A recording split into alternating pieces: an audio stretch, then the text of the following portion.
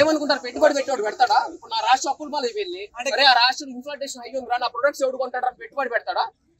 కాదు బ్రదర్, ప్రతిపక్ష హోదా ఇవ్వలేదు, మీరు ఇచ్చారని అడుగుతున్నారు. ప్రతిపక్ష హోదా ఇవ్వాల్సింది జనాలు కదా, ప్రజలు. అదే ఇవ్వలేదు కదా, జనాలు ఇవ్వలేదు కాబట్టి ఎందుకు రావాలి హైదరాబాద్? వాళ్ళు ఇవ్వలేదు, వాళ్ళు ఎందుకు రావాలి చెప్పు?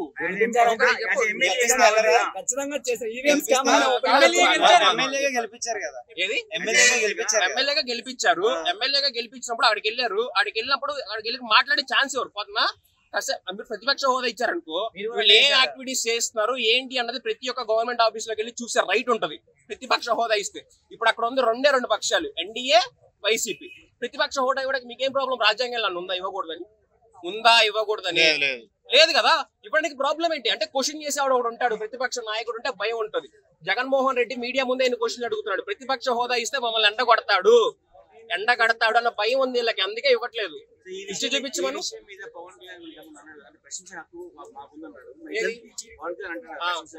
ఆయన వరకు ఉంటది. ఆయన నిన్న కూడా 30,000 మంది అమ్మాయిలు మిస్ అయిపోయారు. పార్లమెంట్ లో బండి సంజయ్ గారు ఇచ్చారు. నీకు ఏమని ఇచ్చాడు? ఎంతమంది కాదు మిస్ అయిపోయింది, ఇంతమంది 662 మంది అమ్మాయిలు దొరకాలి. ఇంకా నిన్న కూడా ట్వీట్ చేశారు. ఇది మిస్ఇన్ఫర్మేషన్ కాదా?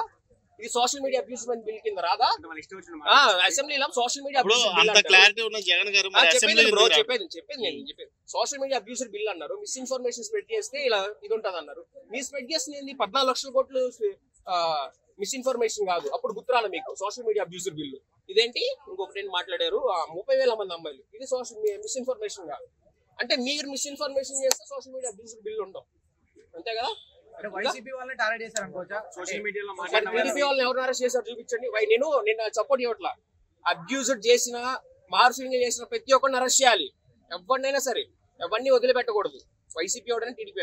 ఇప్పుడు వైసీపీ వాళ్ళు వేసారు, వాళ్ళని అరెస్ట్ చేశారు, okay, well and good. TDP వాళ్ళు వేసారు కదా, శ్యామలా గారు నా స్క్రీన్ ప్రెజెంటేషన్ చేసి చూపించారు కదా, మరి ఆవిడకి ఏం న్యాయం చేశారు మీరు? మన ఈడి పేరు ఏం పేరు? ఆడి పేరు ఉందా, చేపల పులుసు పెడతాడు, ఆడి పేరు ఏం పేరు? కాదు, ఒక నిమిషం చెప్పేది. ఏమన్నాడు?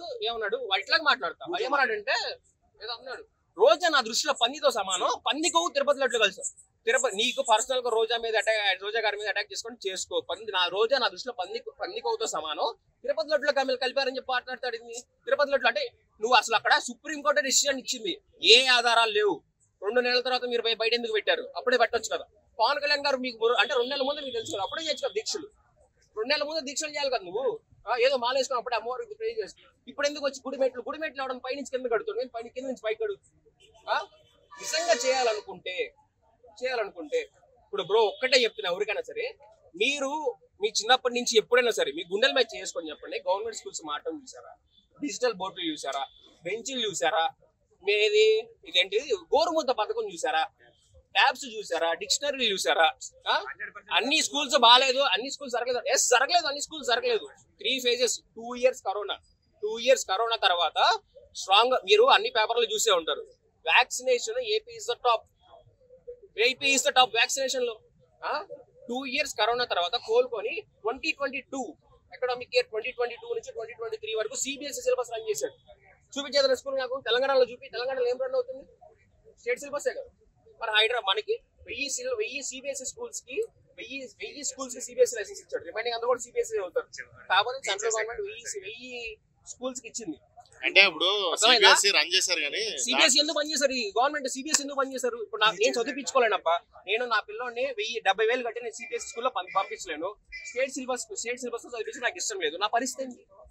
మీరు సిబిఎస్ఈ అంటే ఏమని చెప్తున్నారు? పాస్ పర్సెంటేజ్ తగ్గిద్దని చెప్తున్నారు. పాస్ పర్సెంటేజ్ ఎందుకు తగ్గిద్ది అంటే అంత అన్క్వాలిఫైడ్ టీచర్స్ ని మీరు రిక్రూట్ చేస్తున్నారు. పాస్ట్ 40 years లో అంత అన్క్వాలిఫైడ్ టీచర్స్ ని మీరు రిక్రూట్ చేసుకున్నారా? చెప్పండి నాకు. పాస్ట్ 40 years లో అంత అన్క్వాలిఫైడ్ టీచర్ తీసండి. ఎందుకు లక్షల రూపాయలు శాలరీ వాళ్ళకి? నేను చెప్తా ఐసీఎస్ఈ సిలబస్ అమ్మను. నేను డిగ్రీ చదువుకుంది, 2 days ప్రిపేర్ అయ్యి చెప్తా. చెప్పలేరా సిలబస్? వాళ్ళు డిగ్రీలు, పీజీలు, డిఎస్సీలు, టెట్లు ఇన్ని రాసి వచ్చి వాళ్ళు చెప్పలేరంట. ఎందుకు అంటే అక్కడ +2 వస్తుంది. +2 సిబిఎస్ఈ వస్తే +2 వచ్చింది. +2 తర్వాత ఇదేంటి +2 వస్తే మా కాలేజీలు చెప్ప కదా. మా కాలేజీలు ఏంటో ఆ కాలేజీ పేరు చెప్పాలా? మా కాలేజీలు ఏంటో 1, 1, 2 కాలేజీలు మాకు ఎంత వస్తాయి? ఫీజులు ఎట్ట వస్తాయి?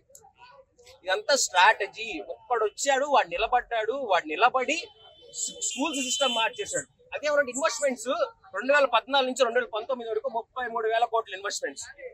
అర్థమైందా? 33,000 కోట్ల ఇన్వెస్ట్మెంట్స్ 2019 నుంచి ఇంక్లూడింగ్ కరోనా ఉన్నా కానీ 2024 వరకు 1,33,000 కోట్లు. ఎక్కడెక్కడ కూడా చెప్తాను నేను. రోడ్ల వ్యవస్థ బ్రో అదే చెప్తుంది. ఇప్పుడు కరోనా వచ్చి అన్ని స్టేట్స్ కూడా ఇండియాలో ఉన్న అన్ని స్టేట్స్ అల్లాడిపోయినాయి. వేసారు ఎయిని కూడా హైలైట్ చేయాలని చెప్పేసి చెప్తారు.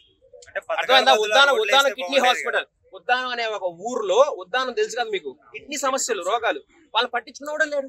అందరు ఊరికి కిడ్నీ రోగాలే. వాళ్ళకి క్యాన్సర్ 30 కిలోమీటర్ల నుంచి పైప్ లైన్ వేసి క్యాన్సర్ హాస్పిటల్ కట్టారు. సరే ఇన్ని స్కీమ్స్ పెట్టారు జగన్ గారు.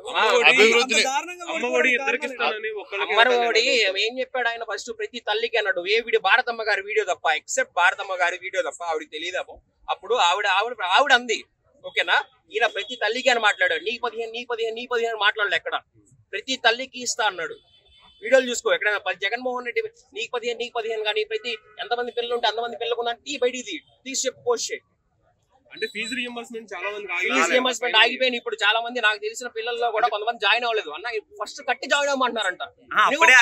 నారా లోకేష్ గారికి సార్ ఇప్పుడు మీరు ఫీజు కొత్తగా వచ్చారు, గవర్నమెంట్ వచ్చి 6 నెలలే అయింది, నేను ఫీజు రీఎంబర్స్మెంట్ ఈ మంత్ లో ఇస్తానప్ప, వాళ్ళని జాయిన్ చేసుకోవాలని చెప్పొచ్చు కదా. మటుకి పలానా డేట్ లో ఇస్తాను కూడా ఎందుకు చెప్పలేదు నువ్వు? అలా కాదు, ప్రీవియస్ గవర్నమెంట్ అవును, వాళ్ళు ఆపేశారు. నువ్వేం చేస్తున్నావు వచ్చిన దగ్గర నుంచి? వాళ్ళు ఆపేశారు, నేను ఈ మంత్ లో ఇస్తా నీకు, నేను నీకు ఈ మంత్ లో ఇస్తా అని చెప్పు. నువ్వు బయటకు వచ్చి నేను నీకు ఈ మంత్ లో ఇస్తాను ఫీజు రీఎంబర్స్మెంట్ చెప్పొచ్చు బయటికి.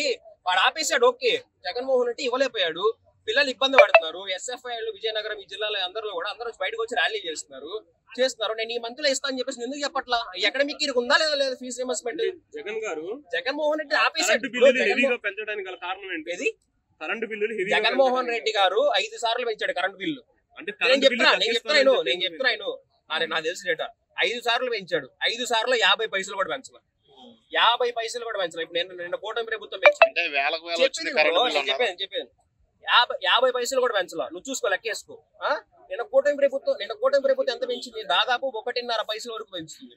₹1.50 వరకు పెంచుతుంది యూనిట్కి. ప్రజాశక్తి పేపర్ బాగుంటుంది. ప్రజాశక్తి పేపర్ ఫాలో అవుతుంది.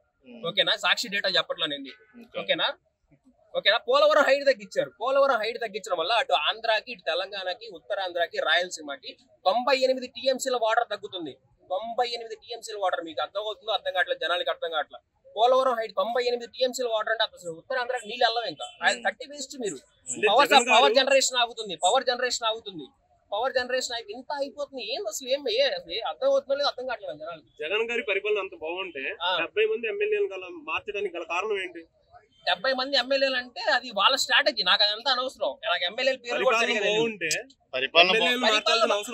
పరిపాలన బ్రో, అది కేసీఆర్ గారి స్ట్రాటజీ అనుకున్నారు. ఏదనుకున్నారో తెలియదు. నేను చేసిన పనుల గురించి చెప్తున్నాను. ఎమ్మెల్యేలు ఎందుకు మార్చాల్సి, వాళ్ళకి ఎందుకు సీట్లు తగ్గినాయి అంటే ఇక అది నా సంబంధం లేదు. ఇప్పుడు వాళ్ళు ఓడిపోతారని చెప్పాను. జగన్మోహన్ రెడ్డి గారు ఎందుకు ఓడిపోయారని చెప్పి అడిగారు. ఎలక్షన్ కమిషన్ నేను అడుగుతున్నా ఒకటే క్వశ్చన్. నేను ఈవీఎం ట్యాంపరింగ్ జరిగిందని చెప్పేసి నేను అనుకోవట్లేదు. కానీ ఎలక్షన్ కమిషన్ ఏమంది? ఎలక్షన్ కమిషన్ బాలినేని గారు ఒంగోలులో వేసినప్పుడు వీవీప్యాట్ స్లిప్స్, దాని పేరు ఈవీఎం మిషన్స్ రెండు కలిపేసి పోసుకొని లెక్కేసుకోని అనొచ్చుగా. ఎలక్షన్ కమిషన్ ఎందుకు అనలేదు? అంటే మాక్ పోలింగ్ పెడతానంటే నేను మళ్ళీ మాక్ పోలింగ్ పెడతానంటే